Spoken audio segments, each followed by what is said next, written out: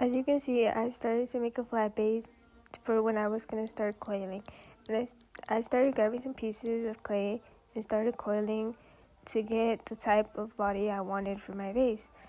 I did that a couple of times and to see how much I wanted to do and see how I was going.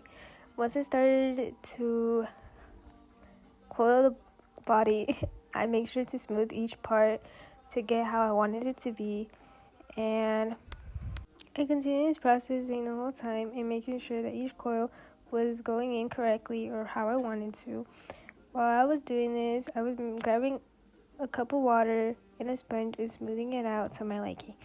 While this was going on, I was making sure that there was no gaps in between any of the little bumps or that it was basically seamless, so you wouldn't see that I coiled it even though you would see a little bit. And I continued in this whole process with the sponge and some water. As you can see, I kept on making sure that it was centered. For when I started to poke the hole in, it was not going to have any problems or any issues with it. It was kind of difficult because I had nails, but somehow I made it work with multiple trials